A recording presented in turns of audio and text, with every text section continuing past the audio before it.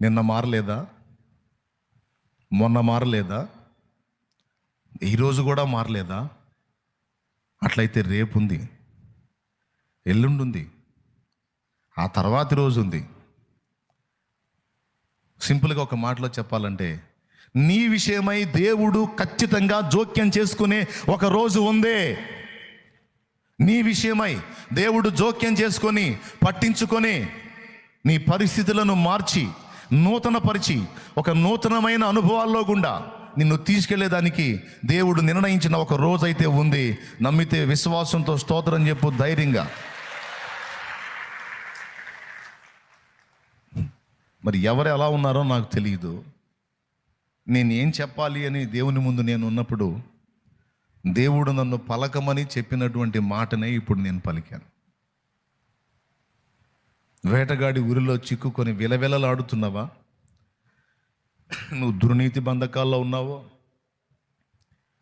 భౌతికమైనటువంటి సమస్యలు, ఆర్థికపరమైన ఇబ్బందులు, అప్పులు, రోగాలు, ఏ ఒత్తిళ్లలో నువ్వు ఉన్నావో, లేకపోతే శరీర క్రియలు అనే బంధకాల్లో నువ్వు ఉన్నావో, లేకపోతే మానసిక పరమైన వేదనలతో నువ్వు ఉన్నావో, ఏ బంధకాల్లో చిక్కి నువ్వు విలవిలలాడుతున్నావో, కానీ దేవుని ప్రేమించే హృదయం కలిగిన నీకు దేవుడు చెప్పమన్న ఒక్క మాట ఈ మాటే. నేను నిన్ను విడిపించే రోజు ఒక రోజు ఉంది, అది నీకు సమీపమైంది అని ఆయన మాట్లాడుతున్నాడు. హల్లెలూయా, హల్లెలూయా, హల్లెలూయా. అది నీకు సమీపమైంది. వేదన పడొద్దు, ఇంకెంతకాలం అని ప్రశ్నించొద్దు. నేను నిర్ణయించిన నిర్ణయ కాలం ఇప్పుడు సమీపమైంది అని మాట్లాడుతున్నాడు ఆయన.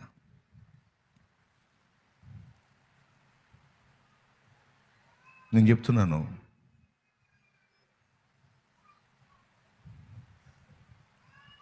గడిచిన దినాలను వదిలేసాయి. ఈ నూతన శుభోదయంలో అన్ని పనులు మానేసి దేవుని పాదాల దగ్గరికి వచ్చి కూర్చున్నాం. ఈ ఉదయం దేవుని రెక్కల కిందకు వచ్చి కూర్చున్నావు. దేవుని ప్రేమించి దేవుడు నీతో మాట్లాడుతున్నాడు. నిన్నటి వదిలేసే, మొన్నటి వదిలేసే, ఈరోజు నిన్ను క్రొత్తగా ప్రారంభించు. ఈరోజు నీ నూతనంగా నువ్వు మొదలుపెట్టు. ఎందుకంటే ఇది నీకు పాత రోజు కాదు, ఇది క్రొత్త రోజు. ఈరోజు అయిపోతే రేపు మళ్ళా నీ క్రొత్త రోజు. ఈ నూతన శుభదినాన్ని ఉటంకిస్తూ దేవుడు ఏం మాట్లాడుతున్నాడంటే, నువ్వు ఈరోజు క్రొత్తగా ఆలోచించు. నంబర్ 1, ఈ ఉదయం నీకు ఇస్తున్నటువంటి మాట. రెండవది, క్రొత్తగా ప్రయత్నించు. నంబర్ 3, క్రొత్త పని మొదలుపెట్టు. క్రొత్తగా ఆలోచించు, క్రొత్తగా ప్రయత్నించు, క్రొత్త పని మొదలుపెట్టు. అంతేకాదు, దేవుణ్ణి కలుసుకునే విషయంలో కూడా ఈరోజు నూతనంగా కలుసుకో. ఒక నూతన దినం మన విషయాలన్నిటినీ నూతన పరచమని చెప్తుంది. ఒక నూతన శుభోదయం మన సంగతులన్నిటినీ నూతన పరచమని చెప్తుంది. కొంతమంది మొన్నల్లో బతుకుతారు, కొంతమంది నిన్నల్లో బతుకుతారు, కొంతమంది రేపట్లో బతుకుతారు. దేవుడు అంటున్నాడు, నేను నిన్నటికీ దేవుణ్ణే, రేపటికే దేవుణ్ణే, ఈరోజు కూడా దేవుణ్ణే.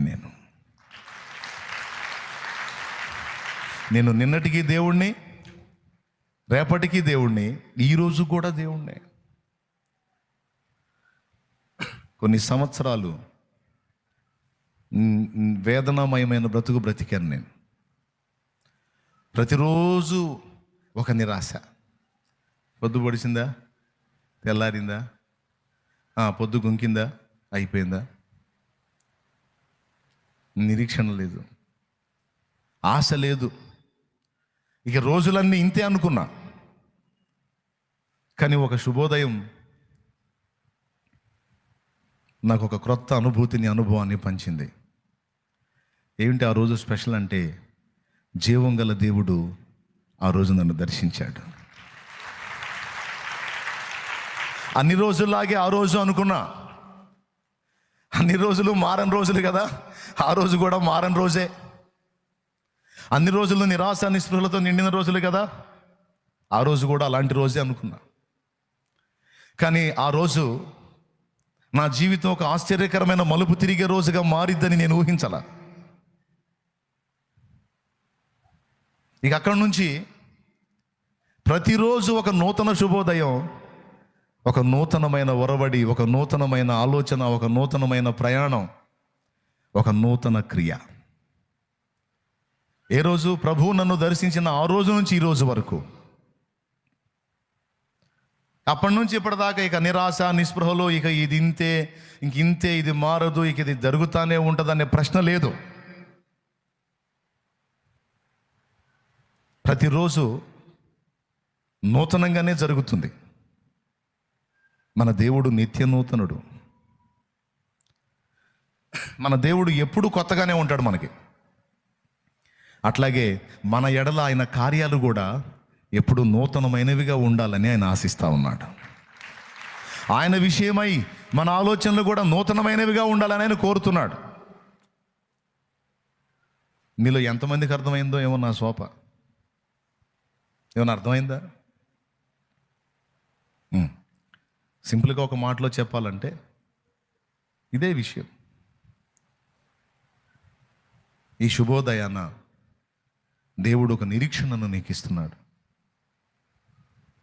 నేను నీకు నిర్ణయించినటువంటి దినము సమీపమైంది, అది నీ విడుదల దినం, నిన్ను విమోచించే రోజు, నీ ఎడల ఆశ్చర్యమైన కార్యాలు, నేను దాచి ఉంచిన విషయాలన్నిటినీ నీ ఎడల నెరవేర్చే రోజు, నువ్వున్న ఆ బంధకాల్లోంచి నేను నిన్ను విడిపించే రోజు. వరుస క్రమంలో వచ్చే రోజులలో అది ఒక రోజు అయి ఉండబోతుంది. నువ్వు నమ్ము, ధైర్యం తెచ్చుకో, నిబ్బరం కలిగి ఉండమా. ఎందుకో తెలుసా? నువ్వు నన్ను ప్రేమిస్తున్నావు, అంతకంటే ముందు నేనే నిన్ను ప్రేమించాను. నా ప్రేమ నెరిగి నువ్వు నన్ను ప్రేమిస్తున్నావు గనుక నా వాగ్దానాలు నీకే. నన్ను ప్రేమించుచున్నావు గనుక నేను నిన్ను తప్పిస్తాను, భయపడద్దు.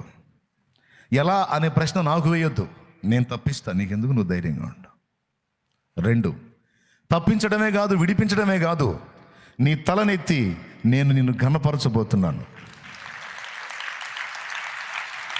నీ తలనెత్తి నేను నిన్ను ఘనపరచబోతున్నాను. అనేకుల ఎదుట నేను నిశ్చయముగా నిన్ను గొప్ప చేయ మొదలుపెట్టేదను. నిందపాలై కృంగిపోయిన నిన్ను నీ నీతి సూర్యుని కాంతి వలె తేజరిల్లేటట్లు నేను చేయబోతున్నాను. నిరాశను వదిలే, నిస్పృహను వదిలే. నువ్వు రహస్యమందు ఏడ్చే ఏడ్పు, నువ్వు రహస్యమందు కార్చే కన్నీళ్ళు, నీ గుండెలో రహస్యమందు నువ్వు పడే మనోవేదన, నాకు తెలుసు నా కుమారి, నాకు తెలుసు నా కుమారుడు అని దేవుడు మాట్లాడుతూ ఉన్నాడు. అది దేన్ని బట్టో నాకు తెలియదు. కొంతమంది కళ్ళల్లో నీళ్ళు రావు, కానీ గుండెల్లో వేదన, ఆ వేదంతోనే తిరుగుతూ ఉంటారు. ఏడిస్తే అదొక చిన్నతనంగా ఉంటుంది, ఎందుకులే అని ఆ ఏడుపును అణుచుకొని ఆ గుండెల్లో ఆ భారాన్ని పెట్టుకొని తిరుగుతూ ఉంటారు. దేవుడు మాట్లాడమంటున్న మాటలు. కొంతమంది అయితే బయటపడి ఏడ్చుకుంటూ ఉంటారు. కొంతమంది ఎవ్వరికి తెలియని ప్రదేశాల్లో కూర్చొని ఏడ్చుకుంటారు. ఎవరెవరు ఎక్కడ ఎలా విలపిస్తున్నారో, ఏ బంధకాల్లో చిక్కుకొని విలవెల్లాడిపోతున్నారో నాకు తెలియదు, నా దేవునికి తెలుసు.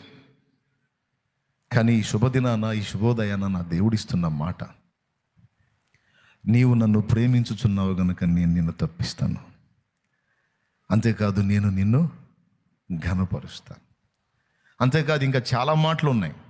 నీవు నన్ను ప్రేమించుచున్నావు గనుక నన్ను ప్రేమించు వారిని ఆస్తికర్తలుగా నేను చేతును, దరిద్రులుగా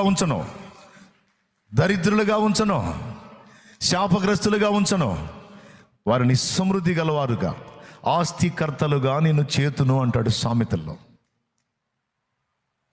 చూస్తారా? జ్ఞానమై ఉన్న యేసు మాటలవి.